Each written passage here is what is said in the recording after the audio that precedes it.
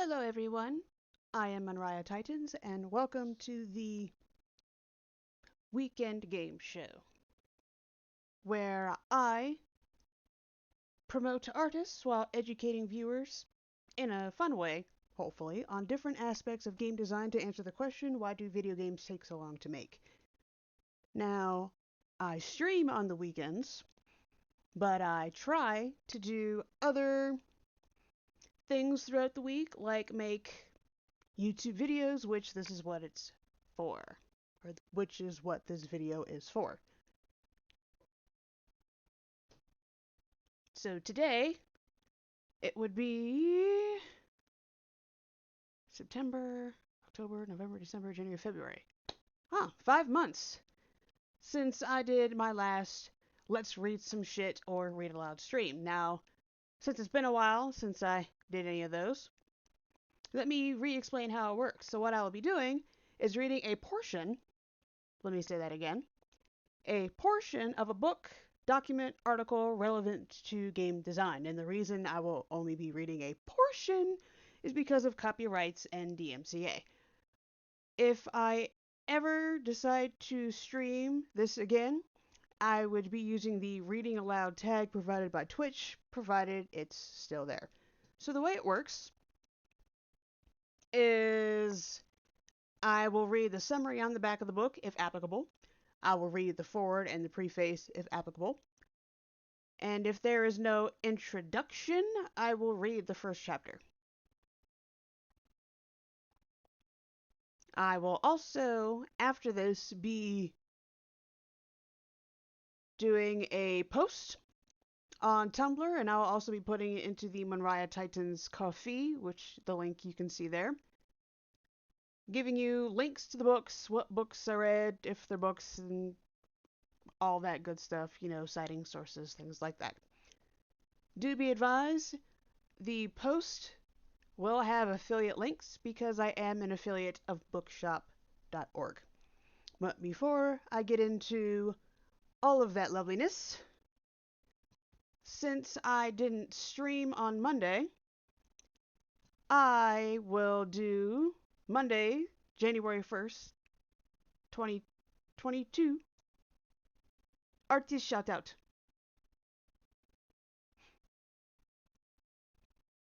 And the artist shout out goes to Hidajim Gazibegović. I forgot to look where this person was from to help me pronounce the name, so if I butchered it, 1-800 my bad. I have a name thing. I hate it when people get my name wrong as well. So if they see this, my apologies. So there they are, social media. Got this post from ArtStation. They have an ArtStation profile, an email. I tried to look up other profiles. Couldn't really find any. When I took their name and put it into Instagram to see if they had an Instagram account, the Instagram account had the name, but none of the content on the Instagram matched their ArtStation profile, which is why I didn't put it. So there's that. So the purpose of these artist shoutouts is for empowerment. The Instagram for this, for the weekend game show, is Become Empowered. The Twitter is Be Empowering. This channel is educational. So there we go. And if you're interested in recommending someone to shout out, the only time I do it for free is on Saturday, Sunday, and Monday when I'm perusing myself. Otherwise, you're going to have to go to the coffee and join one of these subscriptions if you want me to shout out someone for you. Or you want me to give you a shout out. That is how it's going to work. So, without further ado,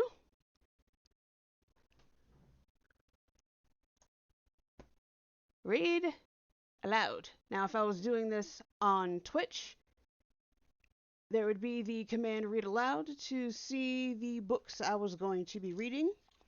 I will have that in the Tumblr post when I get around to it. There will also be a link technically, but I'm going to, after I upload this video to YouTube, I will be embedding it into the Tumblr post.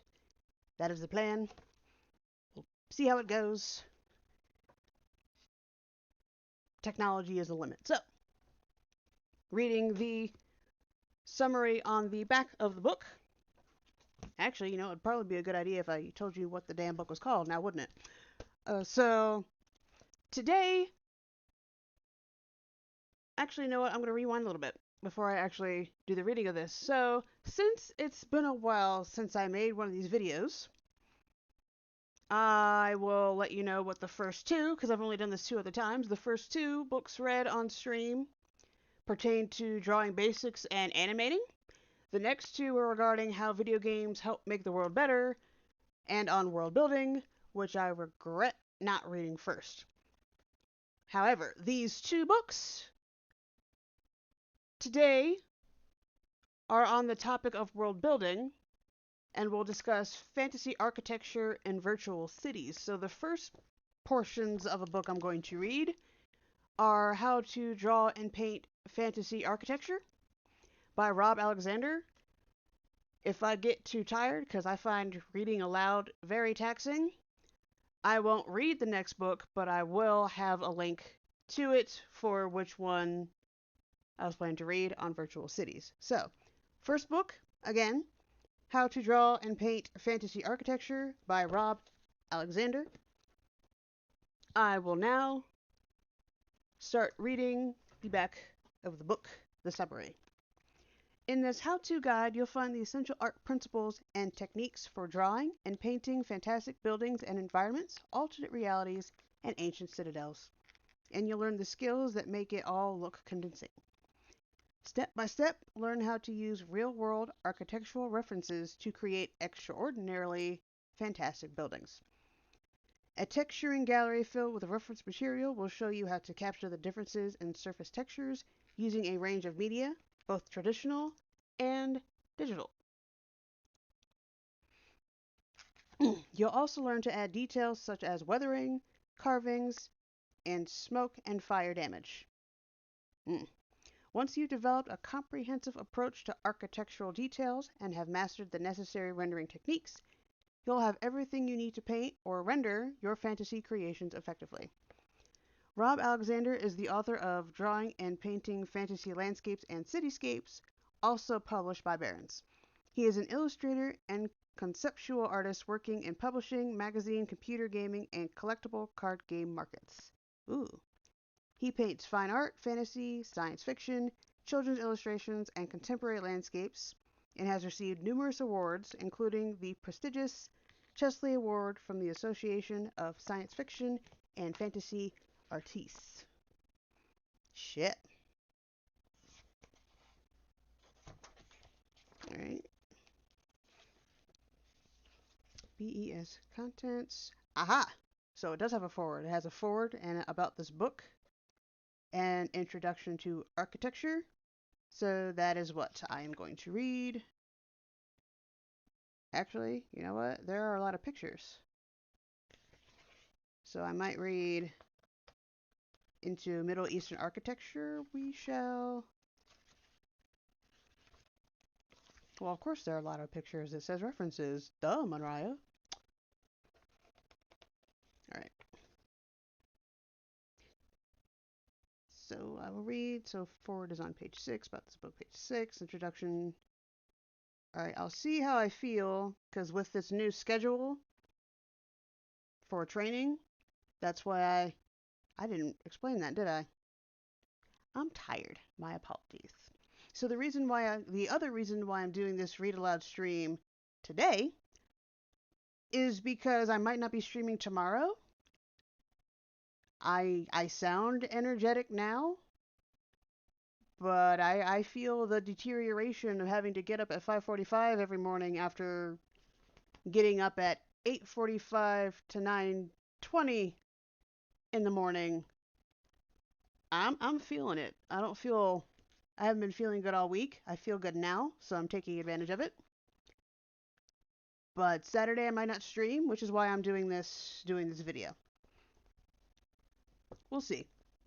Or if I'm feeling somewhat good tomorrow, I might do another read aloud instead of art. We shall we shall see. We shall see. All right. So getting back to the book, which is a beautiful book. All right. Here is the foreword. All right. I have always been fascinated by architecture, especially older styles of architecture. The thought of someone taking stone or wood, working it and shaping it and fitting it all together to create something as magnificent as a Mayan pyramid or the Hagia Sophia, Notre Dame Cathedral in Paris, or the Nartissan Shinshoji Temple in Narita always made me want to reach for a paintbrush.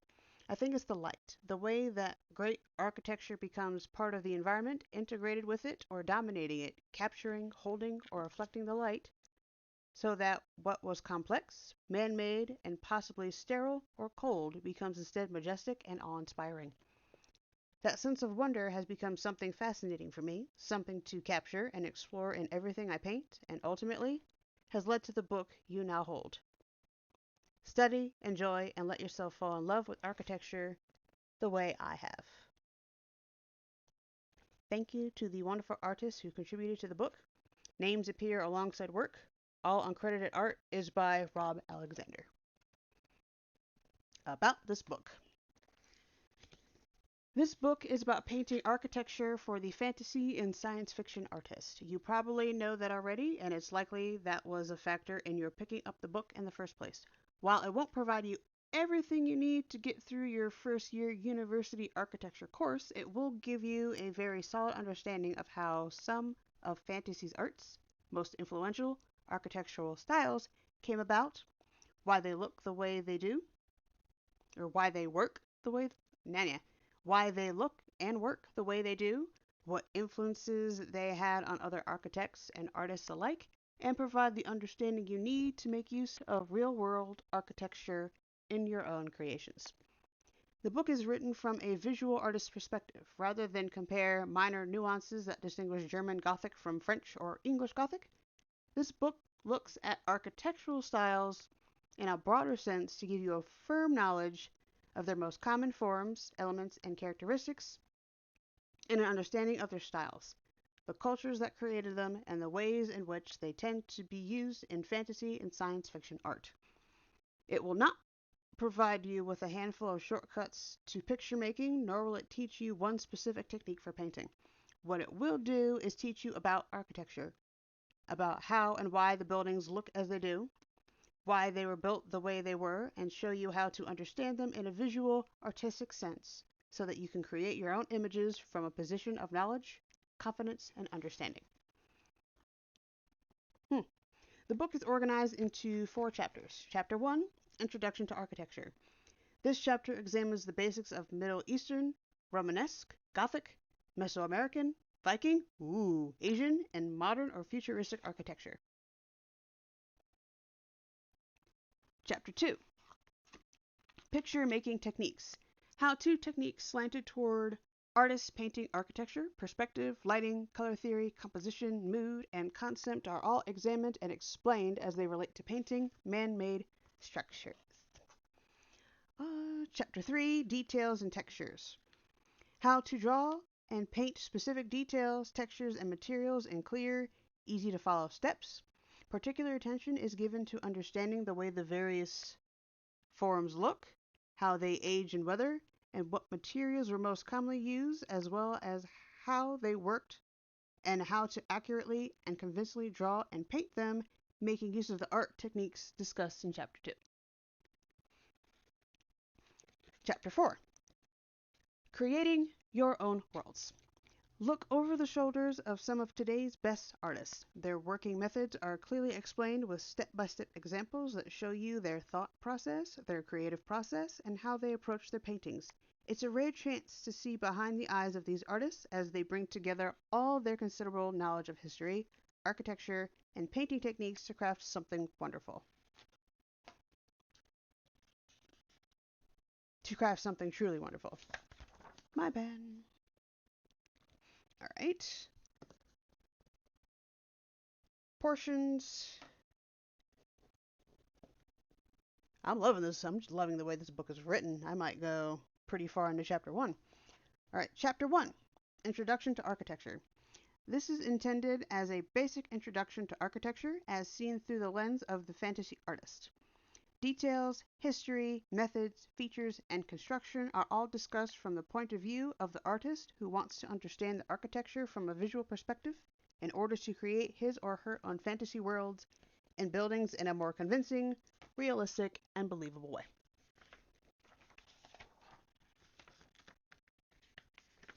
Yay!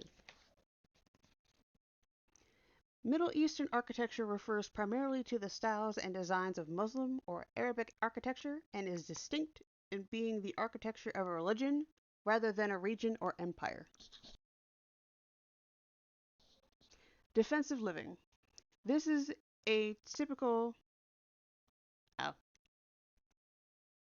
Well, I can describe it. This is a typical, I'm going to guess, Sar, or fortified city in Morocco. The houses are all joined into a single central mass, often built into the side of a mountain for extra defense, with a single outer wall to protect it. Clever. Alright, so Middle Eastern architecture.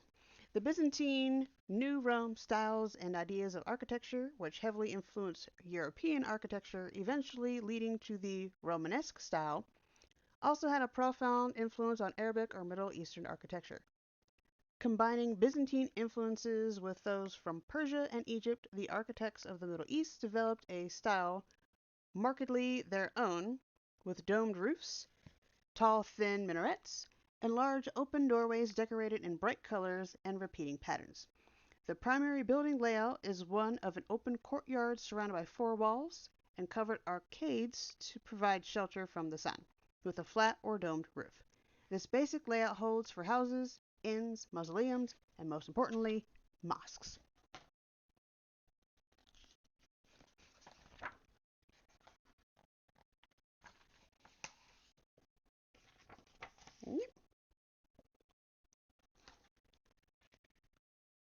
Distinguishing characteristics.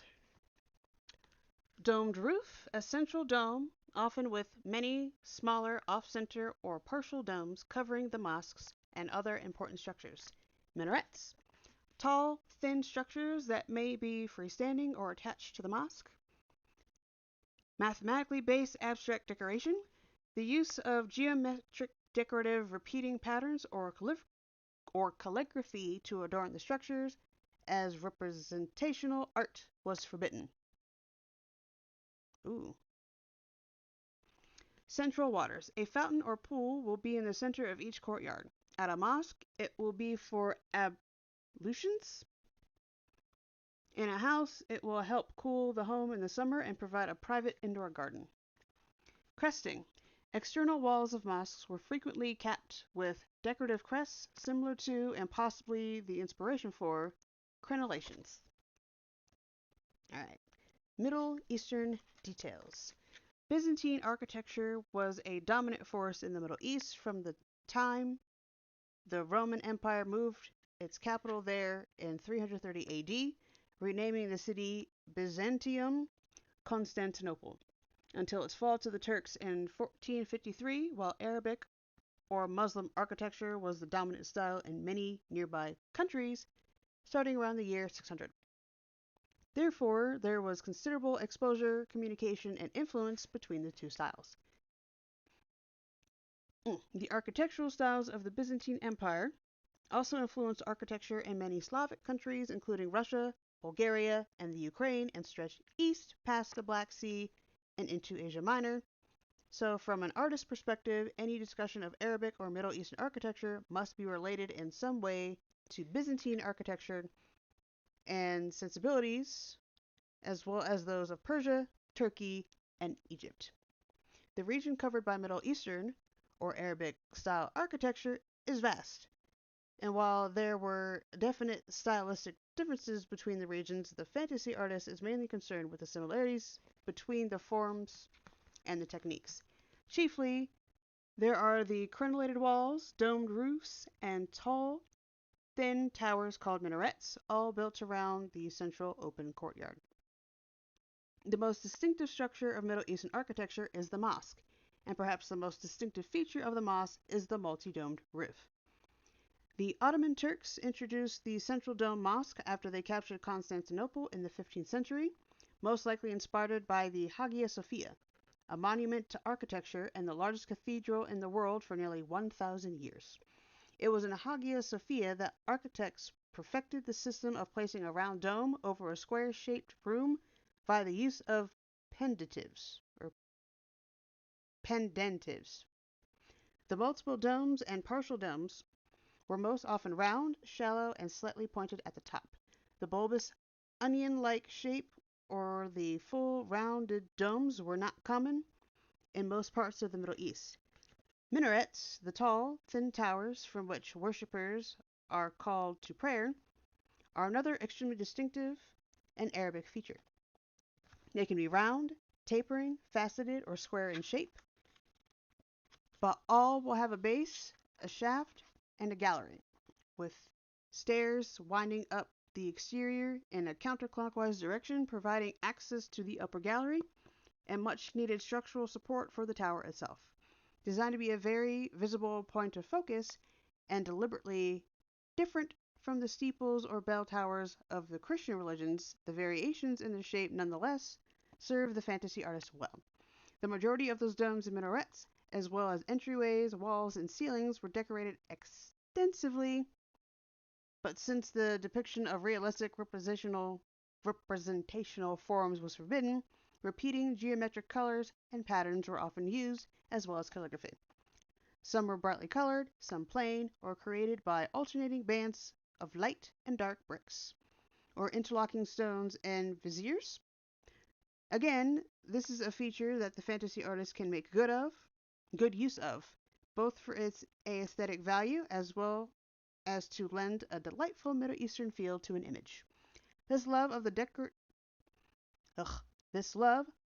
decorative and passion for intricate detail is continued on the walls, and on occasion the roofs, in the form of cresting, sometimes thick and protective, but at other times delicate thin veneers. They were at all times beautiful, intricate, repeated shapes. Ooh. All right. That's a good start for this book. I'm loving it so far. And that was How to Draw and Paint Fantasy Architecture. Portion of it, anyway, by Rob Alexander. I need water.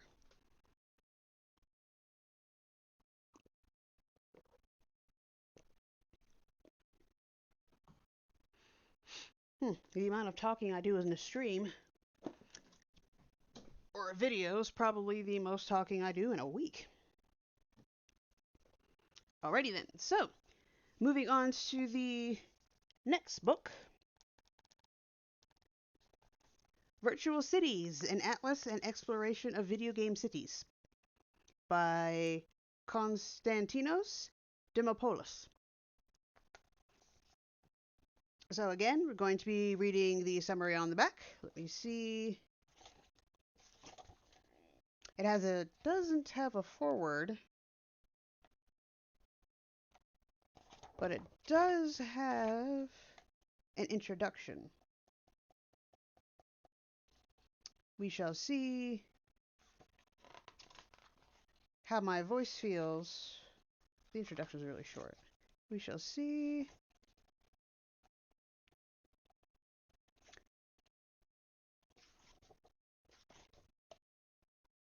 how my voice feels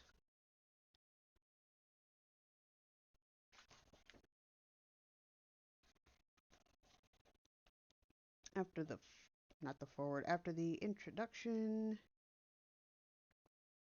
I don't see it feeling too bad. All right. So,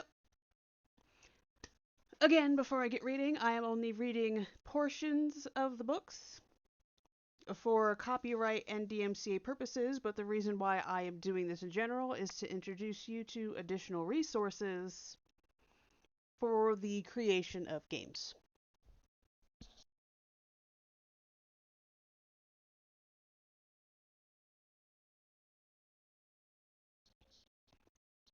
And here we go. Reading, there is a summary on the back. Immerse yourself in 45 spectacularly imagined virtual cities, from Arkham City to Whiterun, in this beautifully illustrated unofficial guide.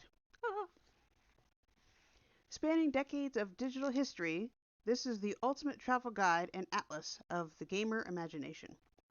Game urbanist and designer Konstantinos Dimopoulos invites readers to share his vision of dozens of different gaming franchises like never before seen. Discover Demopolis' rendering of Half-Life 2 City 17, Yakuza O's Kamurocho, Fallout's New Vegas, Super Mario Odyssey's New Donk City, and many more. Each chapter of this virtual travel guide consists of deep dives into the history and lore of these cities from an in-universe perspective. Illustrated with beautiful original color ink drawings and, of course, gorgeous and detailed maps by artist Maria Kalikaki.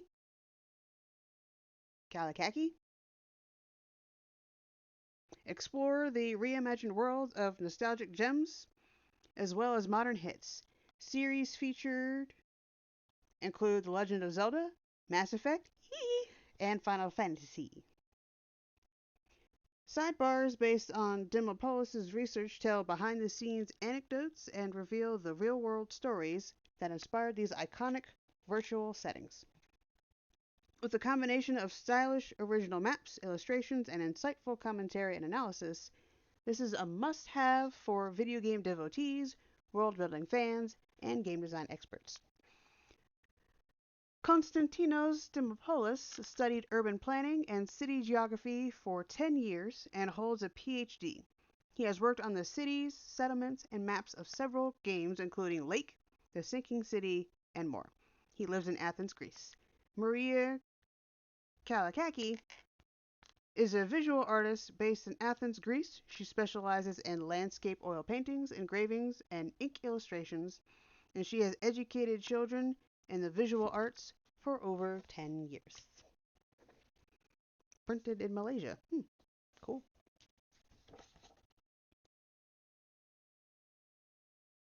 Additional maps by Vivi Papan Astasio.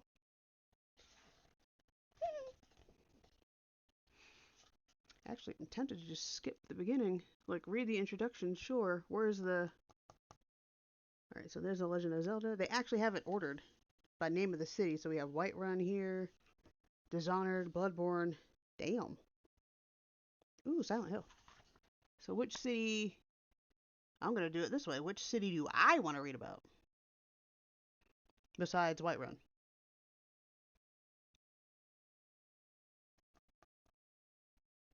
There's Assassin's Creed London, Assassin's Creed Syndicate. And each city description appears to be a few pages long. I'm going to read about... I said besides Whiterun. I think okay. Ooh, Silent Hill. I said that already. And Mass Effect. Ooh, Citadel from the Mass Effect trilogy. So, provided my voice cooperates, I will read the pages about Whiterun and the Citadel after I read the introduction. So, introduction. No, I'll read all that provided my voice and throat doesn't hurt. An incorporeal thread connects the ominous spires of Anor Londo with the bustling streets of cyberpunk Hong Kong, the ancient black and white edifices of Antashir with the futuristic three-dimensional wards of the Citadel space station. Separated by eons and light years, these spires, streets, edifices, and wards all exist exclusively in gaming's virtual cities, in the ambitious civic nodes of the video game universe. They are imagined, designed, and created to be interactively experienced and explored. Virtual cities are places of often fractured geographies, impossible physics, outrageous assumptions, and almost untamed imaginations given their freedom from the constraints of reality. This book, the first atlas of its kind, aims to explore, map, study, and celebrate them, to imagine what they would be like in reality, to paint a lasting picture of the domes, arches, and walls. This work combines my love of video gaming, and urbanism. It has slowly been building in my mind for years. In its pages, you will find childhood dreams of working on games, 2 decades of studying and researching cities, and a continuous attempt at fusing spatial sciences with game design. Here, wide-eyed me watching an older cousin play Berserk on the Atari 2600 seems to have finally met game urbanist me, and then spent 2 years of hard but fulfilling work making virtual cities happen. Through my own professional experience of planning and engineering, the maps I am familiar with have always been more concerned with clarity than aesthetics. And as screenshots are often too restrictive or even dull to conjure the essence of gaming cities, the work of visual artist Maria Kalikaki was important to the creation of the atlas. She somehow turned my crude sketches and vague descriptions into beautiful, ink-colored illustrations and captured the sense of wonder far-off places used to evoke before the advent of photography. These illustrations, Maria's interpretation of these game worlds, allow for a sense of immersion that neither text nor map can convey. They are illustrations meant to guide the imagination and not confine it. Besides, it was Maria who also took most of my sketches and concepts of maps, finalized their shapes, and imbued them with color and beauty. Additionally, the crucial map-making and editing skills of my wife Vivi, Papan Astiseo, handily also a spatial focus engineer, are what allowed many of the cities to finally express themselves in a sensible cartographic manner. I hate it when they hyphenate words. It is difficult for me to read it. Ever since the very first atlas was published, our collective desire for exploration has been fueled by strange pictures, evocative words, and mysterious maps. It seems human beings have always loved reading about exotic locations, organizing imaginary expeditions, and trying to interpret magical places through the eyes of artists. Of course, no matter how exhaustive a description is, it can never be all-encompassing, nor satisfy all of our senses, unless atlases often inspire a lust for first-hand experiences. Evoking this lust is a main aspiration, of virtual cities. I want to awake curiosity and longing for unknown or vaguely remembered digital cities, to create a yearning for savoring the delights that virtual urbanism has to offer, and to lure explorers into artfully constructed, elegantly abstracted, and wistfully reconstructed civic realities of a young and growing artistic medium, of a medium that truly shines when it comes to building immersive settings. Virtual Cities showcases some of the finest cities of video gaming and invites you to get to know and perhaps even grow to love these places that uniquely exist somewhere between art, engineering, urban planning, literature, game design, and architecture. Each of the 45 cities contained within this atlas is presented from an in-universe point of view. These cities you see have been reimagined not simply as game spaces, but like actual urban formations that can be visited and can sensibly exist within the confines and rules of their respective settings. Nobody in Midgar would ever reference New York, and only survivors could attempt to describe the madness of Silent Hill. I have chosen to avoid employing omniscient narrations and chose instead to imagine in-universe characters describing each city. A geographer perhaps, a chronicler, or someone writing a tourist guide. Similarly, the maps accompanying each entry were never meant to replicate game spaces, but to cartographically describe settlements, plausibly existing in fantastical worlds. These are meant to fill in gaps and to tie in disparate locations into cohesive cities. Cartographic artifacts of the described realities. After all, many game cities are heavily stylized and thoroughly abstracted, and what I felt I had to do was to critically reimagine them in ways that would look familiar to the eyes of a fictional local surveyor. So every virtual city's entry comes from an in-world description of a city, a map, Maria's atmospheric illustrations, and a shorter text attempting to provide readers with design insights on its creation. The latter is a short, almost technical text mainly meant for world builders, game designers, writers, artists, and level builders, but also for the curious people who want to further appreciate the craft that went into their favorite games. In a select few cases, I let the creators responsible for the cities provide us with a behind-the-scenes look at their construction, allowing them to highlight the points worth noting. As for the selection of the included virtual cities, I have to admit it was a taxing process. Many excellent creations had to be left out, but I did strive to include some of the most historically important, beautiful, and representative ones. These 45 entries cover much ground and span as many literary and gaming genres and types as possible, while also presenting 35 years of gaming history. Damn.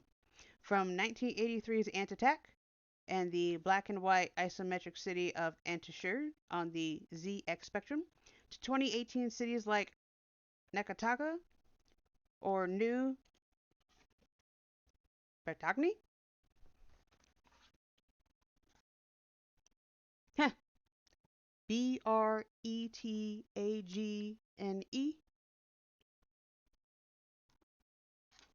And from the 3D open world of Assassin's Creed London to the text-based vastness of Fallen London. I try to represent most of game urbanism. Obviously, achieving a perfect balance was impossible, but I do believe I assembled a characteristic selection featuring some of the most fascinating virtual cities ever built. I sincerely hope you enjoy Virtual Cities. I hope the love and work poured into it will inspire you and that you will take the time to explore the cities presented in its pages. As a games urbanist myself, I hope to help bring an extra bit of appreciation to the often hidden art of crafting immersive, imaginative, and studying virtual cities. Konstantinos Dimopoulos, Athens, April 2020. What page is Whiterun on?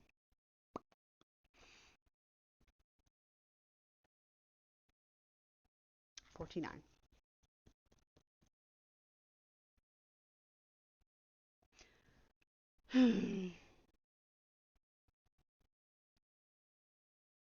Like now I'm fighting myself. Because he said, we're going through 35 years of gaming history, but I want to read about this game. 45 start at the beginning of the history, but I want to read this one. I want Whiterun. There we go. Ooh, nice map.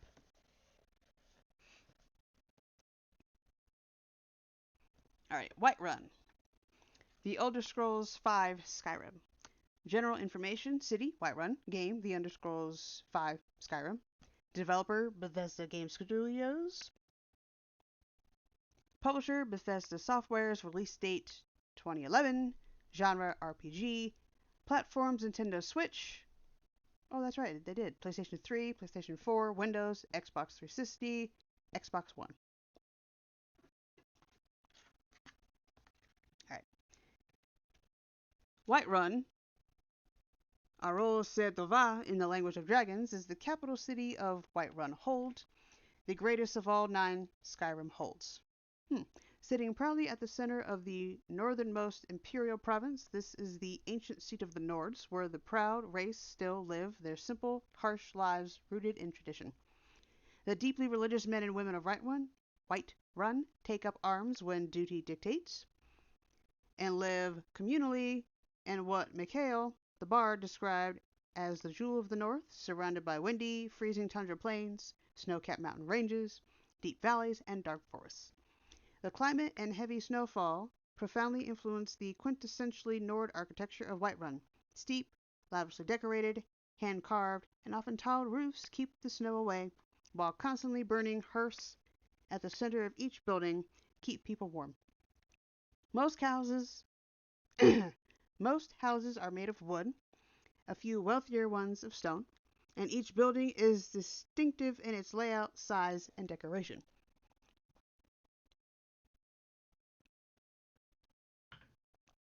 Water. The consistent architectural style across classes, featuring ornate entrances, carved pillars, and narrow windows, gives the city a unified, cohesive look, with the legacy of the ancestral longhouse evident in buildings housing extended families, most impressively in the ancient Javaskur. Javaskur, the honored mead hall of the Companions, is the oldest building in town, and its underground communal living quarters is the largest. Built by Zeke of the River, the captain of the longboat Javaskur, and his 22 men upon discovery of the Skyforge. The construction was based on the ship crafted for the return of the 500 companions of Ysgramor, and has existed alone in the mountains since long before the first town was built around it. The Skyforge itself, a great ancient forge said to be older than the elves, was fueled for eons as a relic of the gods. It is shaped as an eagle with its majestic wings spread out and its eyes looking at the rune-covered anvil.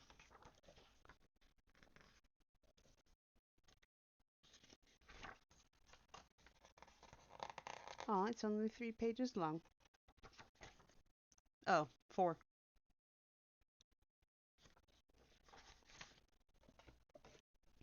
Although less ancient, it is the towering Although less ancient, it is the towering fortress of Dragon's Reach that has always sat at the center of Whiterun. The great castle at the top of the hill was built following the war with the Snow Elves, the Night of Tears, and the sacking of Skyrim's first human capital. The city has roots going back to the First Era, when, as legend has it, King Olaf One-Eye bested the fearsome dragon Niminex in the Duel of Thuum and brought the worship of dragons to an end, cutting all ties with the old roots across the Sea of Ghosts and declaring the Nord a new people.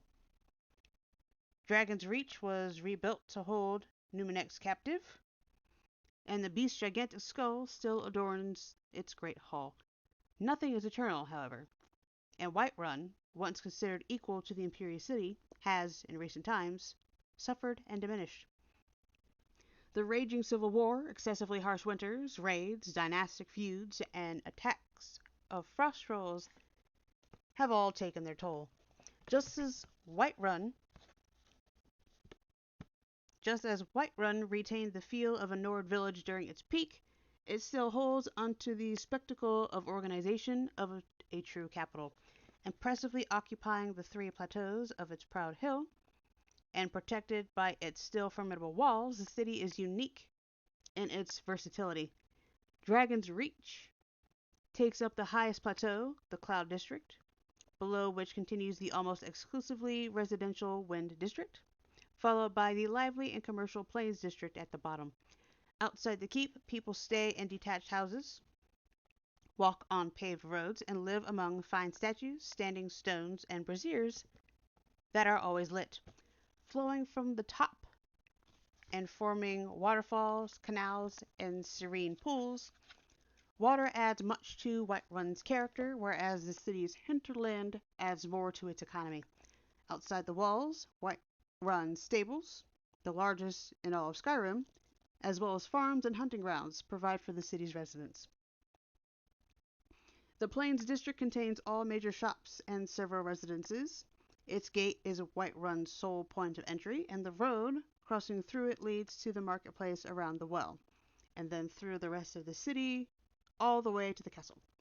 The stalls of the marketplace sell everything from fruits and meats to books and jewelry, and are harmoniously coexisting with Arcadia's Call, Drawn Alchemy Shop, the Bannered Mare Tavern and Inn, friendly wood elves selling general goods, and the equally elven drunken huntsman catering to the needs of hunters with bows, arrows, and fine drinks. The Winds District, White Run's ornate, mostly residential area, is home to the Jorvasker Mead Hall, and was named after the mountain winds gusting through it.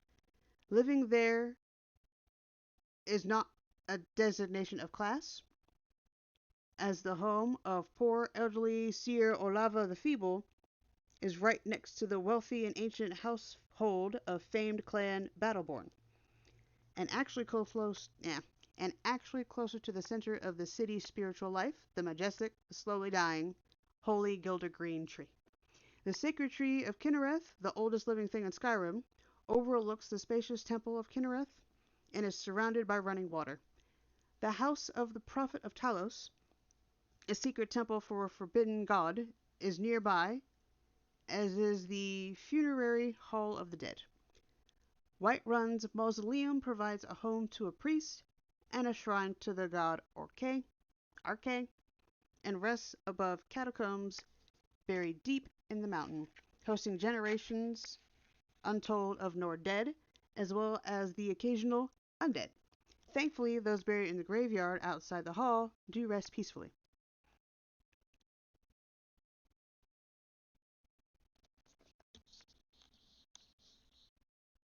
Hmm.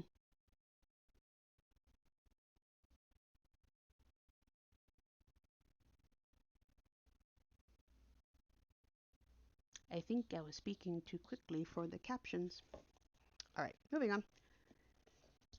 Ascending toward the keep and the Cloud District, one passes by the stunning waterfalls before arriving at the imposing Dragon's Reach. Past the Gothic archway, and showcasing how little separates Nord nobility and common folk, lies the always welcoming entrance to the political heart of the city. In the awe-inspiring Great Hall of Dragon's Reach, the Jarl holds court among intricately carved columns and elegant arches. The Jarl family quarters and suites for other residents are in the stone-built rear of the keep, where Numenix was held captive. Inspired by the logic of the long houses of old, Dragon's Reach also includes a blacksmith, a wizard's laboratory, servants' quarters, kitchen, barracks for the city ground, and a jail underneath it. As for the old Dragon Cell, it offers majestic views of the still lively city. Despite the harsh climate and the interesting times Whiterun has found itself in, its energetic economy and life endure. The town's central location in Skyrim makes it the province's major commercial hub and a waypoint for caravans, providing protection against giants, brigands, and gigantic brigands. Hyphenated word. Being a hub has also enriched Whiterun's population with wood elves, dark elves, imperials, and even redguards, but has placed it in the middle of a human civil war between Imperial Legion loyalists and Stormcloak rebels. Jarl Balgruuf may be trying to maintain the city's neutrality, but as war approaches and dragons have awakened, the city's fortifications will soon have to be restored to their former glory, if only to enforce said neutrality.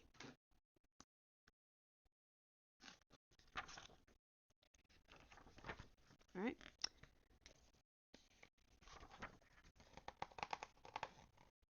Ooh, Dunwall's on the next page after this, but I'm going to end this with design insights. My throat is starting to hurt. Alright, design insights. Whiterun, being the definitive Nord city of the Elder Scrolls world, succeeds in creating a convincing, cohesive, and evocative architectural style. It wears its Rohirrim and Viking inspirations proudly and implements them masterfully. Decorations, materials, roofs, tiny windows, the centrality of the hearth, and the dialectics of stone and wood help craft a beautiful environment reminiscent of genuine historical places. What's more, the city manages to look recognizable and impressive from all angles. Yeah, but best from the angle the vast majority of players will approach it from, its hill, castle, and walls provide it with a very distinct silhouette. Being sensibly organized and not having missed anything glaring, Whiterun also gets the feeling of a small, living, breathing town right. It thoughtfully provides with all the necessary urban functions, religion, economy, residence, politics, death, transportation, and access to goods, food, and water are all taken into account, while even the hinterlands functions haven't been ignored. Seeing a fantasy city spill outside its walls is sadly still a rarity in video gaming. There's also an implied history in Whiterun's architecture, with wood and stone emphasizing the contrast between newer and older construction, whereas the foundations of collapsed buildings outside the city fit the in-game lore of the civic and regional decline. Parts of town lie empty, and parts of the defensive walls have not been rebuilt, yet still the ancient grandeur is evident. Enemies would have to break through 3 gates, overcome successive fortifications and bridge moats, and survive winding pathways exposing them to the city's defense towers in order to storm it. And thankfully, players get to actually test these evidently well-researched, historically accurate medieval fortifications, either as defenders or attackers. Details aside, the only thing that would improve Whiterun would be a larger size, probably unfeasible for such an already huge game, and a few more inhabitants. Whiterun's imaginary society feels a bit too complex and its role a tad too significant for its modest scale. Sadly, not all technological and cost constraints can be overcome with clever writing and planning, although even a few abandoned houses instead of empty spaces within the walls would have worked wonders. Finally, worth mentioning is the wise choice of making all major buildings bigger on the inside in order to conjure impressive architectural sizes without eating up too much precious real estate. And that is the last bit I'm going to read of Virtual Cities by Konstantinos Dimopoulos, because I don't know why my throat really hurts right now. Apparently, I'm not used to talking anymore. Well, I do have plans for another read aloud, because I had a whole lot of fun with this one, despite my throat hurting. So the next one, I have a few, I'm only going to read 2, but I have books on character creation that I really want to share with everyone. So that is world building, architecture, urban planning, and whatnot. And that is all we will do for today.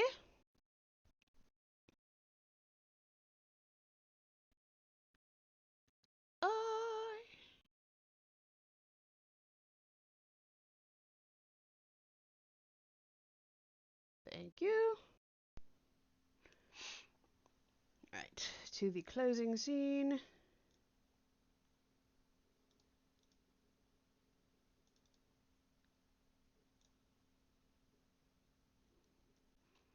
Alright, so this video was about an hour.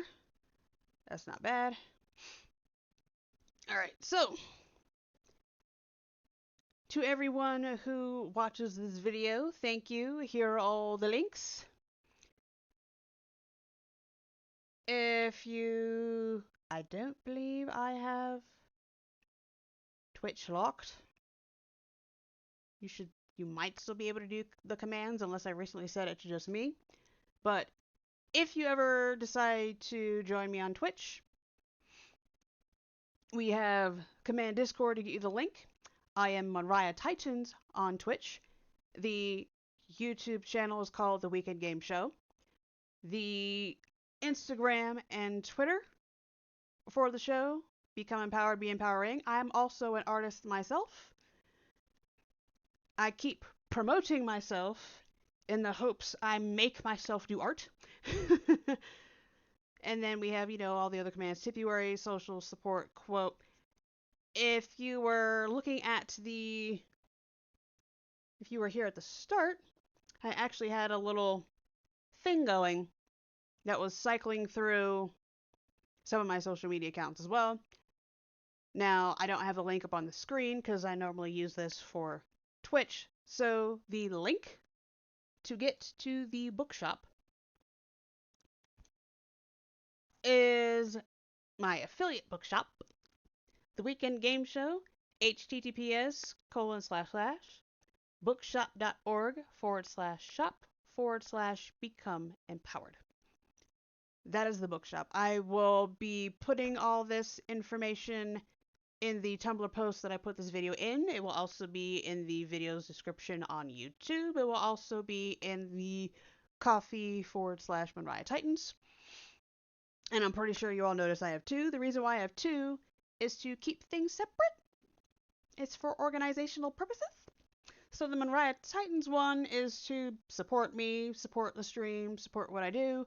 The artist shoutouts one is what it sounds like. I kept it like that. I did that on purpose. You go to the artist shoutouts Ko-fi, you see every artist shoutout I've ever done.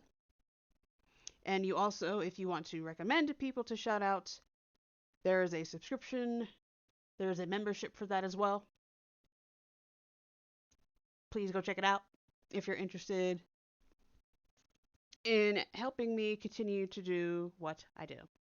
Now, bookshop.org. Gonna give you a big review. Why? Because I love what they do. They support local bookstores. And I actually have access. Ooh, actually, let me go back because there was a book I had up that I want to buy with my next paycheck. Oh, so I'm saving it. Bookshop.org, second anniversary impact. Because of bookshop.org, I'm not concerned about our viability. I can thrive rather than just survive. Noel Santos, the Lit Bar in Bronx, New York. Over $20 million distributed to independent bookstores worldwide. $18.7 million for U.S. bookstores. Our mission, bookshop.org's mission, is to help local independent bookstores thrive in the age of e-commerce. Our vision, we want to connect readers with independent booksellers all over the world. We believe local bookstores are essential community hubs that foster culture, curiosity, and a love of reading, and we're committed to helping them survive and thrive. Our platform gives independent bookstores tools to compete online and financial support to help them maintain their presence in local communities. Why bookshop.org is necessary? We launched bookshop.org after watching U.S. bookstore market drop 50% from 2010 to 2020. While Amazon's book sales grew 8% year over year, a pace that would put them at 80% of all book sales in the U.S. by the end of 2025. Independent bookstores need to participate in e-commerce to survive, especially small stores with few resources. Authors and publishers need an alternative to Amazon links that effectively converts to sales. Customers need a socially conscious way to buy books online that is quick, easy, and frustration-free. So, I am an affiliate of bookshop.org. I have set up a bookstore, bookshop. I'm filling it. I update it. I am filling it with books on game development, but there are other aspects of designing you need to understand, which is why I'm reading different types of books. So there's game development, books based on games, because yes, that's a thing. I don't think I have it on the bookshelf, but I did at one point own manga based off of, it was basically Kingdom Hearts as a manga. So yeah, it's definitely a thing. So there's an artist alley, because, kind of need art for games. A writer section. Different dystopian novels for people into that thing, because I forgot who said it. Might have been Stephen Hawking, don't quote me on that. Actually, no, I don't think it was Stephen Hawking. Who the fuck was it? This is going to bother me. Anyway, moving on. If you want to be a good writer, you need to read a lot and write a lot. It is the same thing for video games. You need to understand many different subjects in order to effectively build a game. The bigger it is, the more you need to know. So that's why I made this bookshop. So again, the link is become yam yam.